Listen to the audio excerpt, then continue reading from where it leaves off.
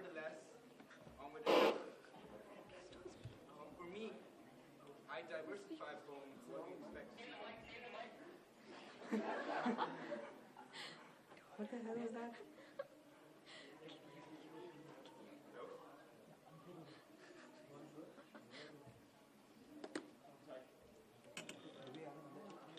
Yeah. Now for me, we are one means.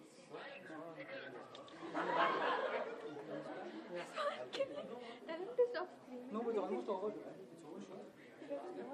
Fine, ask this one.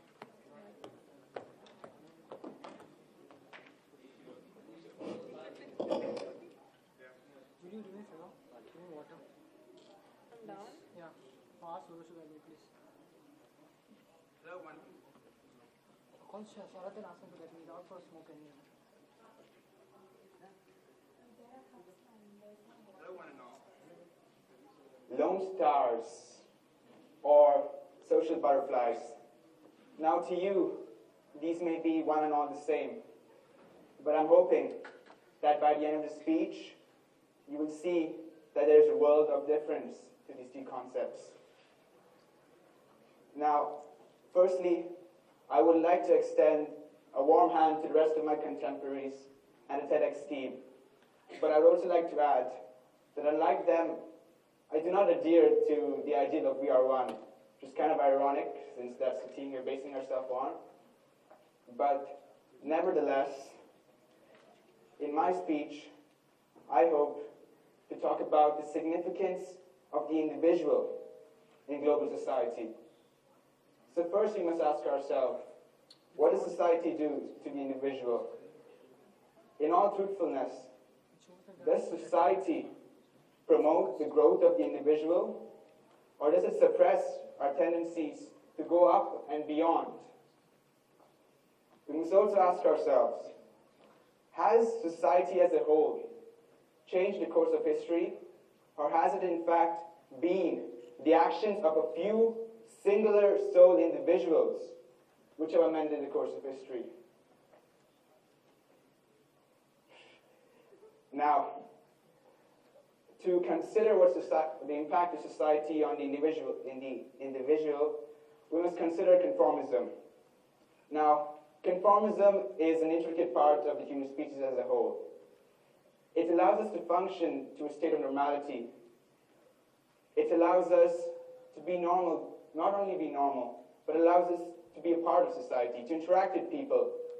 But it also bears one ill effect to mankind, and that is the thwarting of individualism. Now, to look at society, we must also see its harsh and callous nature of competitiveness. How often has society promoted the belittling of ourselves, the limitation of our potentials and our capabilities, just so others may berate us, and the few who conform to this ideal may rise up stronger? Think of society. Is it truly wise to adhere to this principle, to these so-called principles of society, just to be part of this so-called society? Now,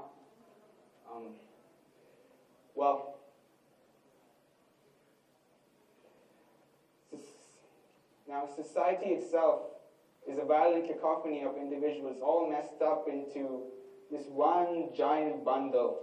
And it pressurizes ourselves not to show our individualistic nature. It pressurizes ourselves not to show our differences, not to show what we can be, what we can become. And to me, this is truly sad. For many of us, our differences are our strengths. But in society, this is suppressed and somehow irrationally considered to be our differences, our weaknesses. And look at ourselves.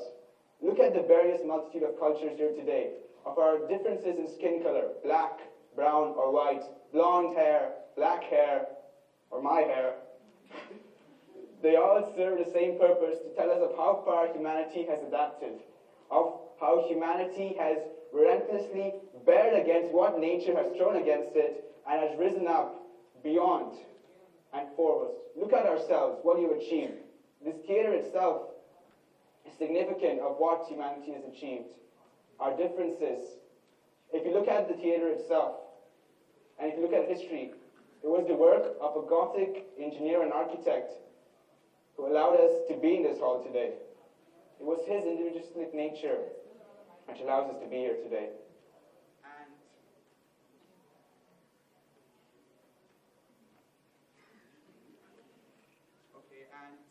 And let me drift off topic. I feel that I've been beating up on society a bit too much.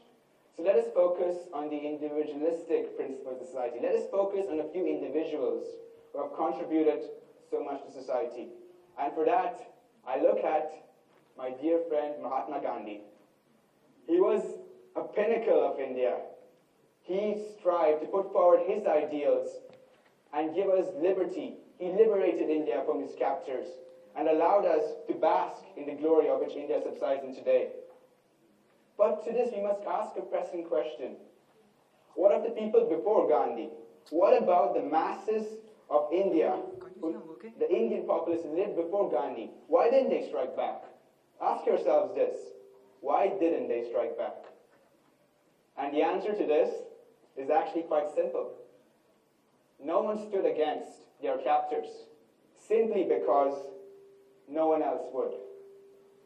This is a sad truth of society. We submit ourselves to the majority.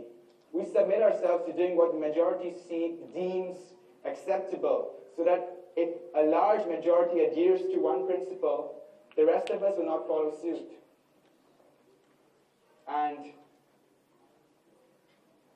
there are many individuals like Mahatma Gandhi who have contributed a lot, such as John F. Kennedy, Franklin D. Roosevelt, Galileo Galilei, and Abraham Lincoln. Now in this speech, I hope to differentiate between these individuals. What has made them stand out today in society? What differentiates them from the rest of us?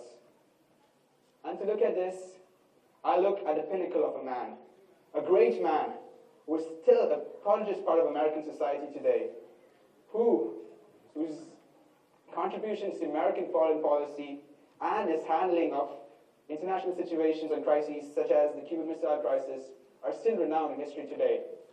And if you still don't know who I'm talking about, it's none other than the great John Fitzgerald Kennedy. And I didn't support him just because he was Democrat.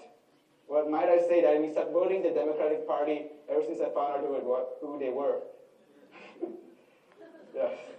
Yes, of course, go Barack Obama. If you're hearing me now, I support you. And this is true. John Fitzgerald Kennedy, he was truly a pinnacle. Many of them, he was a Catholic, and many of the other Americans had a prejudice against him. But he didn't waver in his beliefs. He rose up against everyone else, put forward his ideals. He put forward his dream, and he became president of America. He stands up to what people can achieve, put our focus to it. And there are many other people like him. Abraham Lincoln, who stood against and slammed the opulence of slavery in Confederate America. Franklin D. Roosevelt, who carried America through the mid-20th century to great economic heights, who stayed on for four terms as president, and he would probably have stayed longer if it wasn't for his untimely death. And then there's one man who I have to admire his bravado and guts, and this man is no one but Galileo Galilei. Consider this, you are in Italy, and the Catholic Church is reneging against your philosophy. You propose that the earth is not the center of the universe, and the sun is. And everyone is revolting against you. And yet this man, Galileo Galilei, he still stood up for his principles. Even though there was the Catholic Church, which promoted hangings and killings for heresy, he still managed to stand up against them. And I'm sure none of us in the audience could show this much guts in executions. And no one knows what it is yet. And no one knows the degree of manipulation to which it adheres to. And this is really a horrible concept. And I just read about it recently on Wikipedia. And if you don't know what it is, the concept is named de-individuation. It's a phenomenon to which Wikipedia refers to as the loosening of social norms in groups. Now that's vague to a point. Loosening of social norms, what does that mean? But to enlighten you, audience, I will tell you a story of what I like to call the mob tendencies. Now imagine, you are in 19th century England. You are part of an angry, vengeful mob who's carrying torches, stakes, rakes, and whatever other destructive weapons which is there in that time of advanced technology. And you are a scrupulous person. You are moralistic, you are righteous, you don't believe in all of this. And yet you're going up against, but the man you're going up against is a criminal. One who's committed such an act of injustice that it's even unthinkable in criminal circles. But even you know it's wrong to just go and become vigilantes and rise up for justice, but yet you still do. And the first question you must ask yourself, if you are such a moralistic person, why are you there in the first place? Keep that thought in your mind. And, okay, continuing on with my vignette, you still progress, you catch the man, and the rest of the mob is calling for his blood. You know it's wrong to kill a person, even for justice. And if you were alone, you might as well stop it. But the question is, why didn't you? You were right there in that mob, and you could have said something. You could have shouted out to stop killing him, but yet you didn't. And this, you might think that if you were in that mob, you'd actually do it, but the truth is you wouldn't. Because this is what de-individuation is. When you are in a group, you lose your personality. You lose your touch with yourself, and you become something less than what you are. Not human, but something, just a mechanical beast, a part of some giant, insatiable machine which you have to submit yourself towards. And that is de-individuation. Something sad, something horrible, but yet it's still an intricate part of society today. Coming off from de-individuation, I would now like to focus my attention on the higher philosophical thoughts of my speech. And that would be on another philosophy I read about. It's called existentialism, fathered by a great man, a French man actually, and like we all know the French are great. Yes. And his name is Søren Kierkegaard. I think I said it right. Yes. And this man was an ingenious. He proposed this existentialism theory, which is so, we can't think of it nowadays. It goes against everything we kind of believe in. It goes against our meaning right here. And basically what it says is that there is no purpose to life. We survive because we survive. We live because we live. And if I can sum it up in one point, there is no purpose to us being here.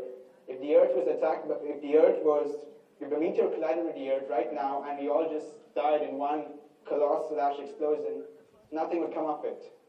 We would be dead and that would be it.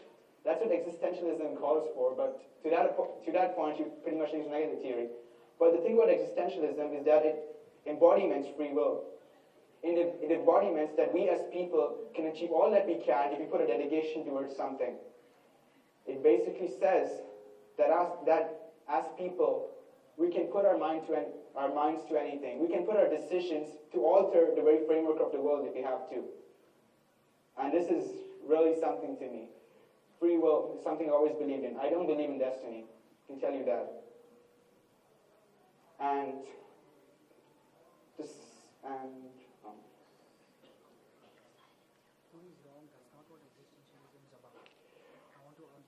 Okay, right now my mind eludes me.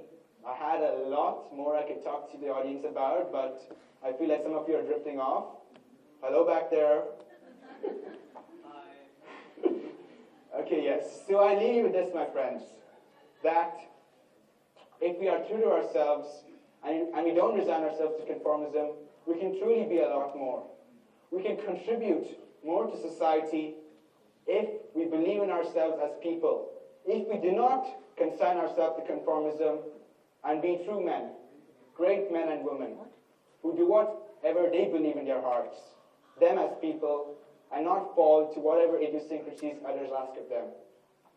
And for the light of the moment, I would like to end with a quote from, again, the great John F. Kennedy, who quoted, Ask not what your country can do for you. Ask what you can do for your country.